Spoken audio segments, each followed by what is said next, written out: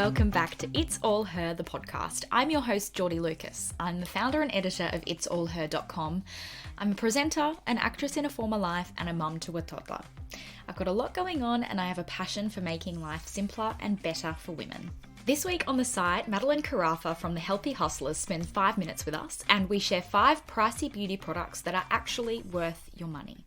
Now, I also shared on our Instagram and my personal feed some headlines that I saw on news.com.au that I found really disappointing. I obviously research a lot of news and I was doing some research over the weekend and landed on their entertainment news page, which had their top stories on celebrities for that day. And every single one of those 5 stories was centered around what a woman was wearing. Now, I'm going to read them out to you. So, number 1, Dua Lipa stuns in tiny bikini. Kylie Jenner shares tiny bikini snap. Beyonce's revealing new photo shoot. Blake Lively's raunchy red carpet look, and star turns head in raunchy naked dress.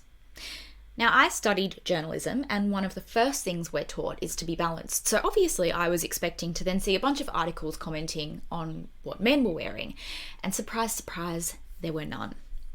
What was even more disappointing was that these articles were written by female journalists. Now, this kind of commentary around what a woman is wearing is damaging, it's reductive, and it contributes to sexism that everyday women face on a daily basis. It's 2021 and news outlets should know that this is not okay. It is not news. The only time someone should comment on what you're wearing is to tell you look incredible. And one of our key values at It's All Her is to genuinely support women. And if you're like me and you're really sick of seeing this kind of lazy journalism, I encourage you to call it out. I posted about it on my personal feed and It's All Her's Instagram, so you could go and like and share that post, or even create one of your own, tagging these outlets and letting them know that this is not okay and it's not acceptable. If they don't get the clicks on these articles, then maybe they will shift their focus and focus on something that is actually news. Now, I'm going to continue to do my part to improve the media landscape for women, and I really hope that you can get on board too. Right, now that my little rant is over, let's get to this week's guest. Laura Wells is a scientist, a model, and is currently a contestant on this year's season of Survivor. Last week, we sat down and spoke about how she feels about being called a plus-size model, how we can be more sustainable in our day-to-day lives, and of course, her experience on Survivor. Here's my chat with Laura Wells. Laura, thank you so much for joining us on the podcast this week. You are currently a contestant on Survivor. I want to hear all about that. How have you been? I know you're in lockdown now. Yeah, I've been surprisingly great. I'm now in lockdown for a few days, but I have been assimilating back into the real natural world that is not Survivor, and having a good time just seeing friends and family again and getting back into real life.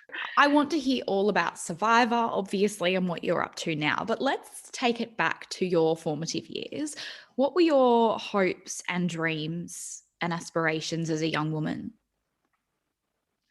Yeah, I think for me, I grew up in a great household. I am one of 4 children, and I grew up in the Sutherland Shire in New South Wales. So I was surrounded by beach and bush, and I played a lot of sports and spent a lot of time outside. And for me, I guess I was great at science and I really loved biology, and I knew that I wanted to be a scientist. So for me, it was all about a good balance of a happy, healthy life, but also doing something that I'm passionate about and that can actually make a difference. And for me, that really meant going and being a scientist and studying biology and getting into the real natural world around me to be able to connect a little bit further.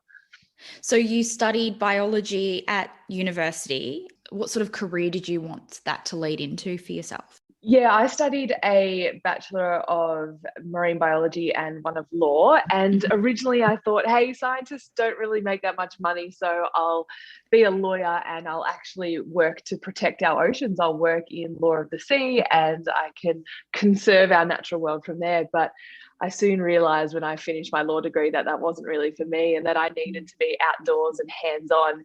And so science focused it was. So I think going into those degrees, I knew that I wanted to be connected to our natural spaces a lot more. And to do that is not only to be outside, but I wanted to learn more about how I was interacting with them, how they're interacting with me, how I affect the world around me. And that's exactly what I got through my biology degree. And I got a growing appreciation of the beautiful natural world around us, especially the underwater world. I think for me, it was definitely learning something that I already had a connection to, fostering that love and that passion and turning that into a job, really. And you share a lot of your knowledge and, you do a lot of conservation work through Instagram and social media. You've got a huge online social presence and you also model as well. So how did that come into the mix? I know the modeling side of things was never, ever planned. It was definitely something I fell into. I was at university and my younger sister, who's 5 years younger than me, had worked as a model since she was 13. She was one of Australia's youngest models. Yeah, one of Australia's youngest models in Australian Fashion Week. And, she went overseas during high school to model in Japan and Milan. And I was at university and I had spent some time in Canada, and I flew to New York to meet my mum and my sister in New York while she was seeing agencies. And I kept getting asked if I was a plus size model.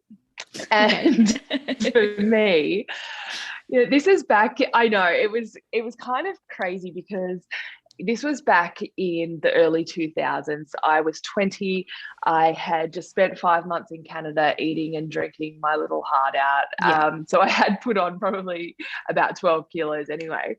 But I had only ever been exposed to the modeling industry through my sister, who was tall, a size 8.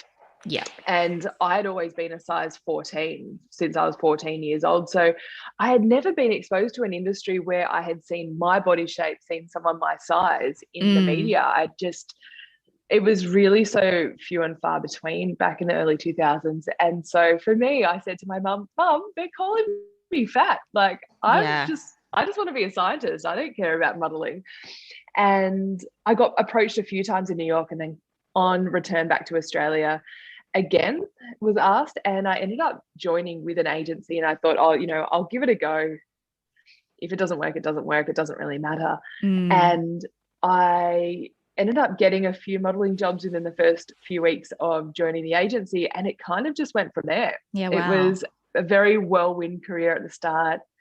I used to turn down a lot of jobs and castings because I was going to university and, I wanted to finish my degrees and I couldn't take time off from that. So I said no to a lot of modeling jobs. And then within my last year of university, I got some great shoots with some amazing Australian photographers, and my career kind of just went from there. And then I took a year off after I graduated instead of taking a job for the government in Canberra as a scientist.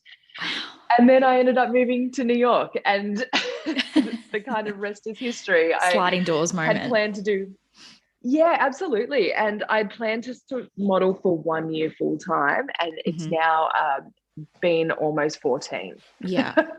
And how do you feel in terms of representation? Do you feel like a lot of the curve models that I speak to don't like being called plus size anymore? It's a curve model, and often they still do feel like there is still a way to go in terms of full representation in the fashion landscape. What do you think about that? Absolutely. I can see why people don't want to be called a plus size model, but for me, I've never had a problem with the term. And I think I started modeling back in 2006, and I think it was just a commonplace terminology then. It helped to delineate models of different sizes. And so I never took offense to it or anything, because that was just the category that I fit into. However, I do see how there can be negative connotations on the word, because when people look at me and I'm a size 12 to 14 and they think, well, if she's categorized as plus size, then what am I? And I think it causes a lot of confusion for people in the general public, whereas it's more of an industry specific terminology. So I totally get why people would prefer to be called curve models. But since 2006, when I started, that I have seen an exponential change within the industry itself. Yeah. There is just so much more call for diversity in not only body shape and size, but age and ethnicity as well, which is absolutely fantastic. And, people are feeling more represented. They are really seeing themselves in these people that are being to them. I think it's fantastic, but there is a long way to go. Still need more diversity. We need to see these bodies represented more and more so that people can feel healthy about themselves. Yeah. And of course, now you're representing in the mainstream media on Survivor. So how did that opportunity present itself? Yeah, I've watched Survivor before and have got on the show, which is amazing. And it's a very, very difficult show to get onto, Survivor. Yeah. But for me, my life has always been about putting myself in situations where I can challenge myself physically and mentally.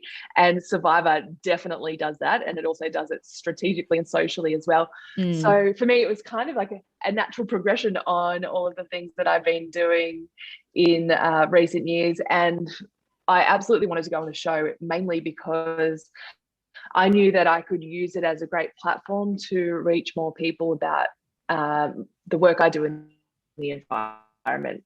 Yeah. So growing that choir of people that are preaching and learning and knowing about the environment, then that's what it's all about. We don't want to keep talking to the same people all the time. We want more people to come and join us so that we can create a better future together. Yeah. So what would you say was the biggest challenge of being on the show? Oh, the biggest challenge. I would probably say the strategy game, to be honest. Okay. It's really hard to get yourself in the mindset of having to be manipulative and deceiving. And that doesn't really come naturally to me. And I really wanted to be myself in the game and portray who I am and, make relationships and friendships and be social. So to be able to step out of what I normally am and into a role like that is actually really challenging.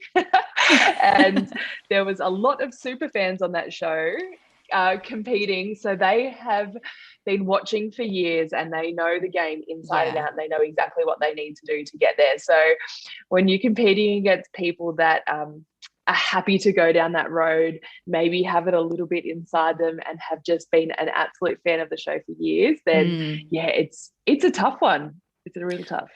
Are you watching the show? What's it like watching it back? Yeah, of course I'm watching the show. It's actually really fantastic to watch it back, to find out all the little things that happened that you were completely unaware of. Yeah. Because so many things happen behind your back or happen within the other tribe that you just are not privy to at all. So to find out what happened on TV and see how it's all edited down is, it's really interesting. Yeah. And of course you've just recently merged. I know you can't give too much away, but is there some juicy storylines that we should watch out for, or who is even your tip to take out the title? Oh, look, my tip to take out the title will be me, of course. But I feel this season of Australian Survivor has been really great. There's always twists and turns. It's never really static. So, you think you're going into a tribal council or to a challenge and you know what's going to happen, and then it just completely gets flipped on its head and you have no idea what just went on, and you kind of walk out and go, wow, all right, well, that didn't go as planned again, but let's do another day. Yeah. So back in normal life now, after Survivor, and you've partnered with Nourish Life, who are all about sort of sustainable green beauty and health products. You're a judge in their sustainability awards. So what sort of products from their range are you a massive fan of, and why are they so fantastic in terms of, shopping greener and green beauty?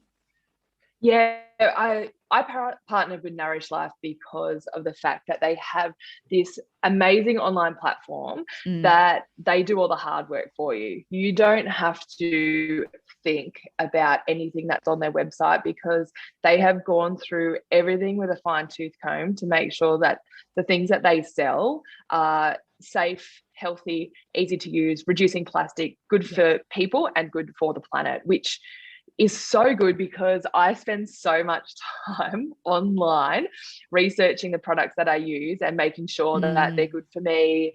They are good for the planet. Like, how can I dispose of the packaging properly? So to know that there's a company out there that completely embodies my values and ethos and just does all the hard work for you is really good. Yeah. And so I've partnered with Nourish Life for a while now, and it was great to be a judge on their wellness awards because it brings not only my choices of what I find to be great products, but it's really interesting learning all the customers and what they think are great products because it puts you onto new ones that you haven't tried before or that maybe you're a bit hesitant to try.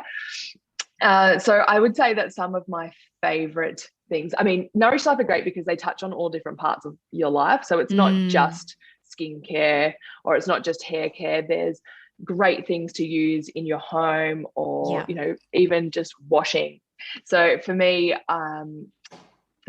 one of my absolute favorite products is Walida Skin Food Face Moisturizer. Yes. It is the best moisturizer ever. A makeup artist used it on me years ago and I have not stopped using it since then. And it was the first thing that I lathered my face in when I got out of Survivor. Yeah. I'm sure you needed it.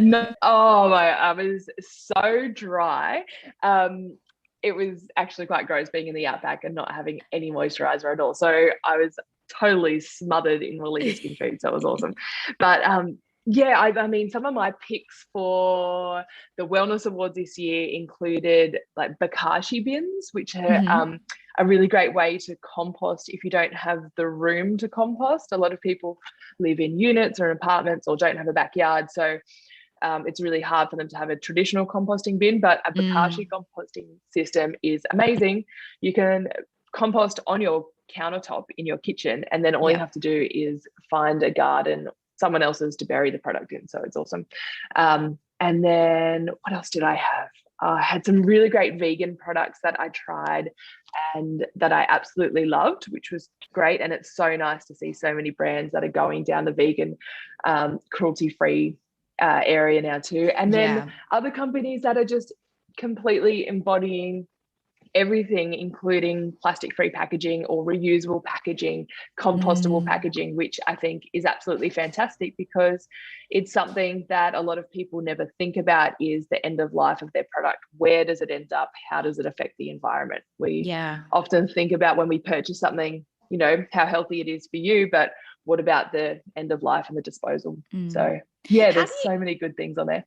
How do you navigate being in the fashion industry? And obviously, you know, there's fast fashion, the beauty products that maybe makeup artists in the beauty industry use aren't eco-friendly and maybe don't marry up with your values. How do you navigate working in that industry when you have such strong, you know, values yourself? It can be really difficult sometimes. And the fact that now I've worked in this industry for such a long time, I'm able to pick and choose who I want to work for. Back in the day, you know, especially as a model that's just started their career, you take any job because you need the experience or the money and everything. And now I feel very proud and fortunate to be able to say, no, I don't want to work for that company, or you know, they don't embed my ethos into their company, so I don't have to work for them.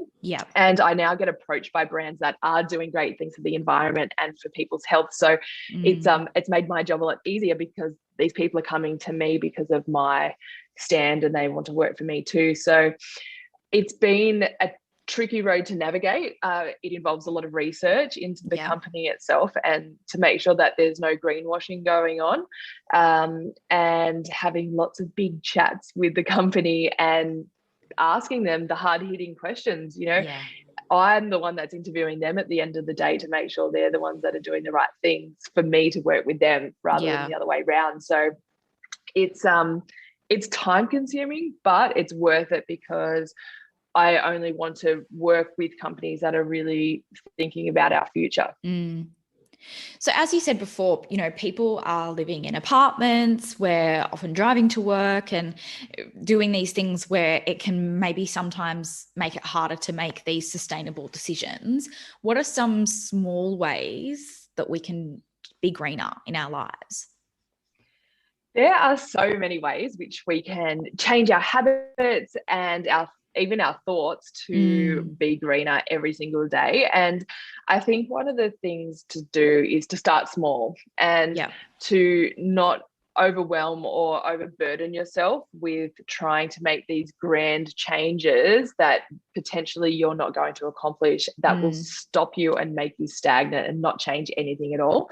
So just the little things like, limiting your use of single-use plastic. So switch out your bags for reusable bags, get a keep cup, take your coffee cup to the coffee shop and use that, because the coffee cups, the disposable coffee cups, a lot of them say they can be composted, but they actually can't unless it's in an industrial composter, and people don't realize that. And they're lined with plastic, and they're lined with plastic as well. And that plastic actually leaches into your coffee because it's a hot, fatty, milky substance, which will allow the chemicals to leach into it faster. So now you're drinking the plastic that's inside of your cup as well. And there's all of these things that a lot of people don't realize, but they're really great changes, not only for the planet, but for yourself too. So start small and then work up a little bit bigger. And if you have a passion, if there's an area of the environment that you are really connected to, then kind of make your changes dedicated to that space, because you're more likely to continue them and make them a proper habit that you will have longevity and be able to teach other people around you as well. So for me, I started off trying to be as plastic free as possible because I have done so much work with the ocean and I know the issues of plastics in the ocean. And now I look a lot bigger. I look to climate change and climate science. So I'm making my decisions based off that. And one of the best things that I've done is to not only think about everything like product that I buy and how it impacts our environment and what its footprint is, but to change over my superannuation and banking into companies that are totally ethical and don't invest in fossil fuels or tobacco or arms. It makes a huge difference, because Australia has so much money in super. There's about $3 trillion in Australian super, and a lot of that is being funneled into fossil fuels. So we can make a huge difference by knowing where our investments are, because a lot of us have no idea. Especially us younger people who, retirement feels so far away and you just don't even really think about your super or things like that. No, I mean, exactly. And you choose like one of the little boxes that says, I'll do this investment, and then you don't know what it's actually invested in. And it's in there for maybe 40 plus years, and it's just ticking away, and it's actually, fun. It might be funding something actually actively trying to stop. It's really worthwhile having a look at your bank and super. I'm gonna go away and look at that this afternoon.